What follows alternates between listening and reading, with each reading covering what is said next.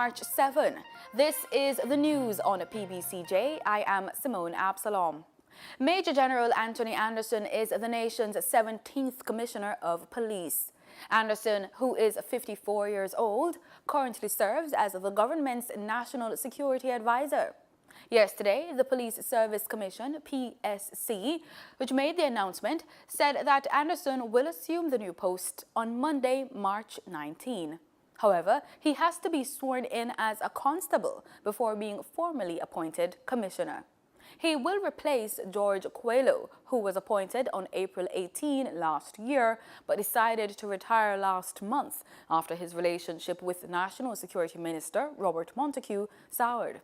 Major General Anderson's appointment is welcomed by the opposition People's National Party, PNP.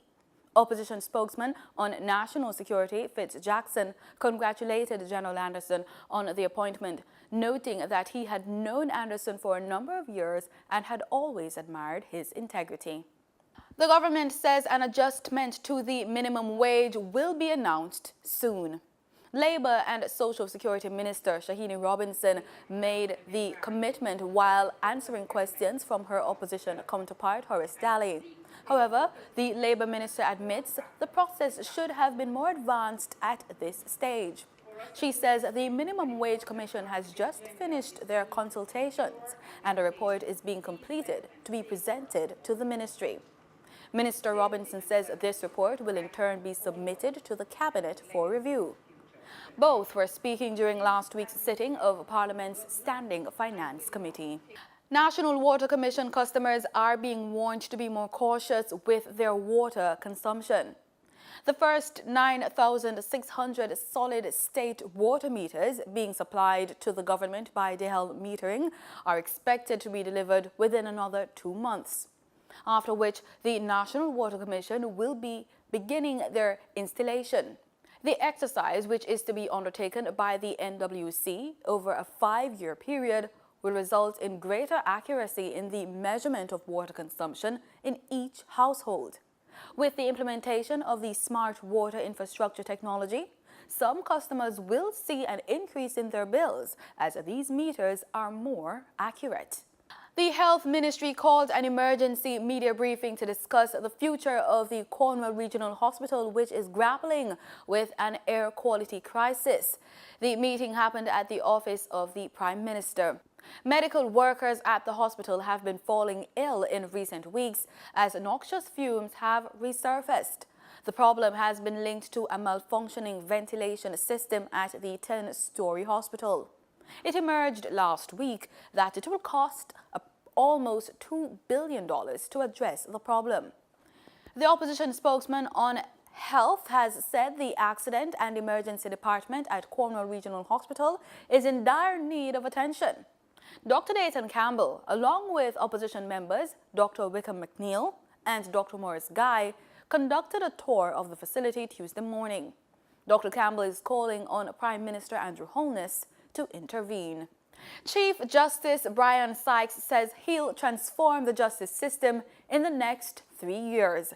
Justice Sykes, who was recently appointed to the esteemed position, says he's committed to courts' delivery of timely judgments despite limited resources available.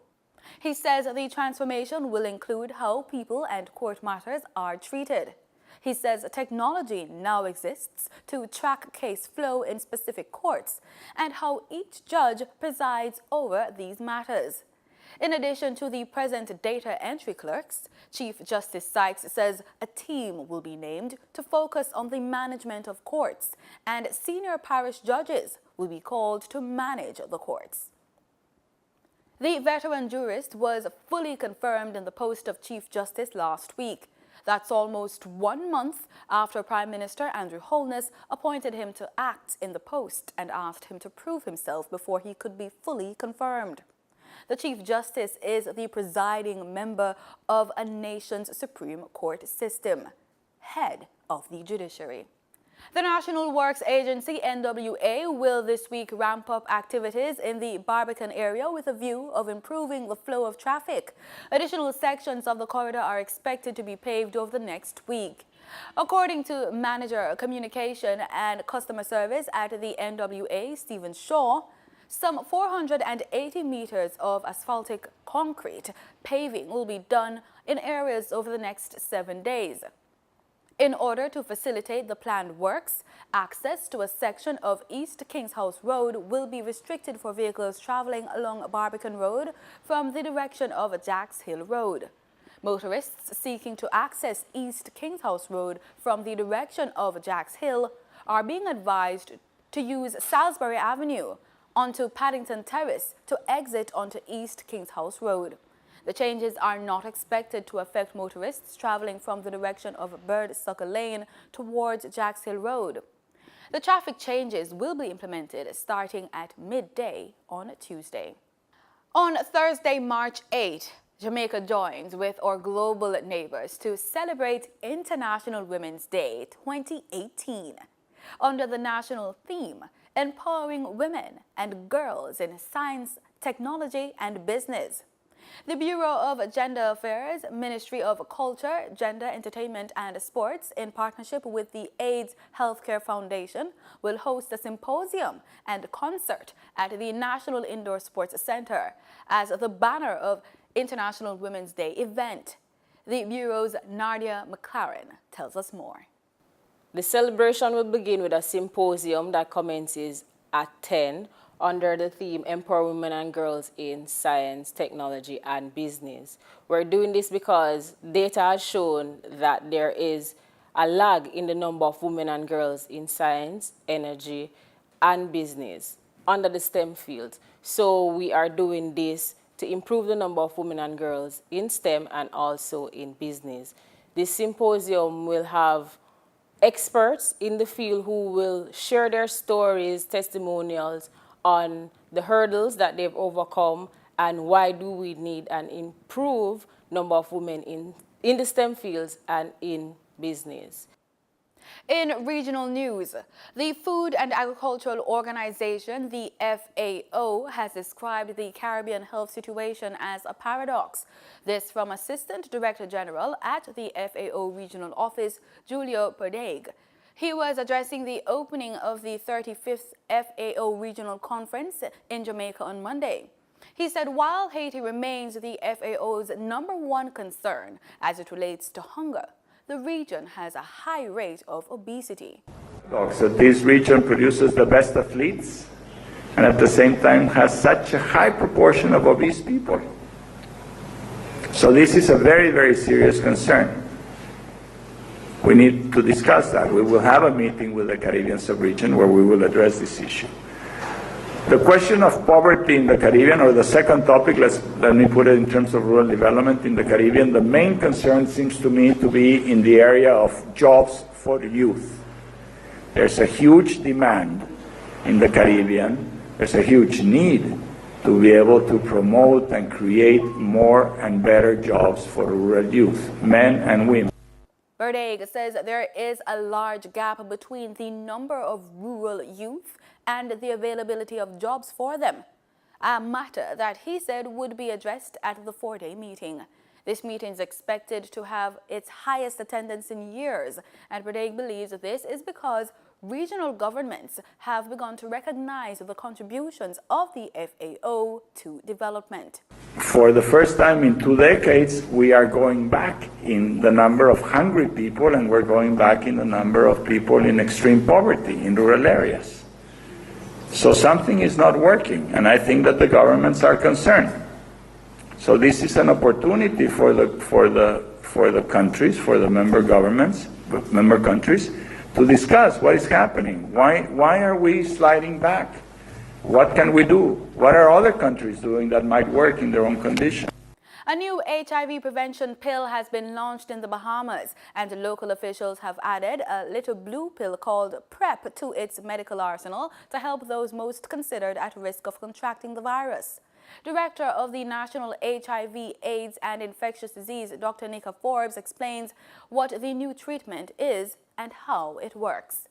Is essentially HIV pre-exposure prophylaxis.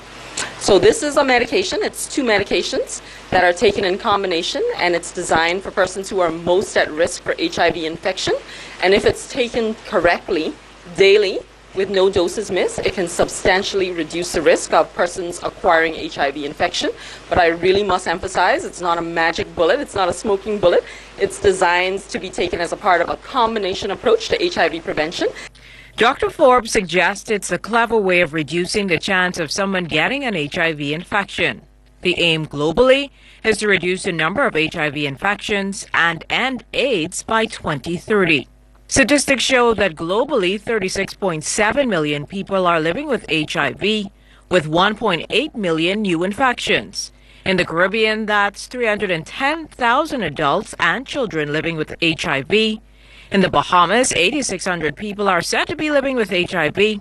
Dr. Forbes notes that with intervention methods being most effective, that's the approach local physicians take when prescribing the pill. She also speaks to its benefits. So all of this work we're doing, including offering PrEP, is part of a combination approach, and we are seeing a benefit in what we're doing. We're seeing HIV infections go down. PrEP, like other drugs, allow physicians to educate members of the public and physicians in training about the drug, its benefits, and management. Dr. Forbes also spoke to other positive sides to taking the medication correctly. So there has been shown a proven benefit if patients can take it, or if persons at risk can take it daily and become adherent to it, so-called adherent to it, it can reduce the risk of acquiring a new HIV infection by more than 90%.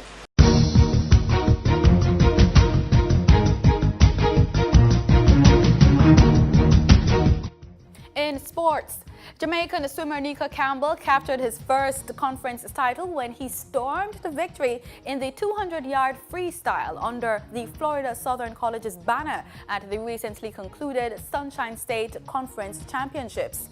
Campbell, who has been in great form since last year's long course season, where he recorded several personal best times, displayed that he has very much carried that form over into this season when he clocked a personal best 1 minute 37 seconds 49 to claim the #1 seed heading into the final. According to a Jamaica Observer report, the Jamaican did well to justify that seeding when he blew past the field in the final 100 yards after trailing in third at the halfway mark with a split of 47.20 seconds. In football, after a year of brainstorming, consultations, and tweaking, the game-changing CONCACAF Nations League was launched this morning. The launch of the new Confederation-wide tournament, which redefines football across CONCACAF's cross-cultural spread, held in Miami, is being attended by presidents and general secretaries of all member associations, plus other servants of the games, and specially invited dignitaries inside and outside of football. As a matter of course, Jamaica is being represented by newly elected Jamaica Football Federation President Michael Ricketts and General Secretary Dalton Wint. CONCACAF President Victor Matiglani says when the ball rolls in September, it will mark a new era of international football for member associations conceived in line with one CONCACAF vision. And also in sports, West Indies captain Jason Holder was confident of victory ahead of their ICC World Cup qualifier against the United Arab Emirates on Tuesday. Should be a really good contest. I guess we played against them a few days ago, so we had a good look at the opposition and what they bring. Hopefully tomorrow the conditions are a lot better than they were in the warm-up game. I think from all reports from the last game, the game played here yesterday with Netherlands and Ireland, it seems to be a really good wicket where the ball comes on and you can get pretty good scores on it. So hopefully our batsmen can capitalise on the conditions tomorrow and basically stamp the authority and get us to a really good total. The Windies would in fact go on to beat the Emirates by 60 runs. And that's the news. Do stay with us. The weather report is next.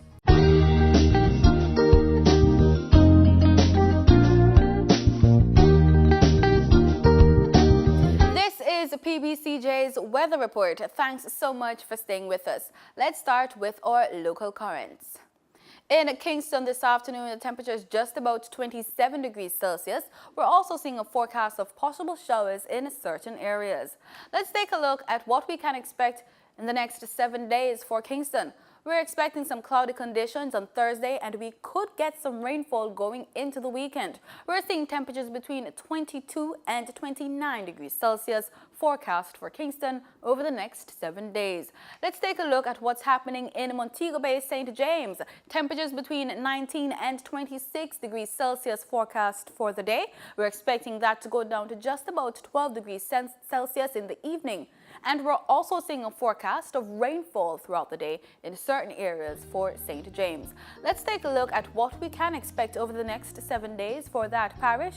We're looking at temperatures between 22 and 29 degrees Celsius. We're also seeing possible showers going into the weekend. And in our forecast across the island for today, we're looking at temperatures between 26 and 28 degrees Celsius. Those are our high temperatures for the day. We're also expecting possible showers across the island. Let's take a look at our forecast for temperatures, highs and lows for tonight. And those were our forecast of highs and lows for tonight leading into Thursday morning. Let's take a look at what could be happening for tomorrow though. We're seeing temperatures between 27 and 29 degrees for high temperatures across the island forecast for tomorrow. We're also seeing a possibility of showers across the island for most parishes. We're seeing sunny skies forecast though for Negril. Let's take a look at what's happening across the region for tomorrow. We're seeing temperatures between 23 and 28 degrees Celsius. We're also seeing some cloudy conditions across the region, possible showers for Nassau, Bahamas.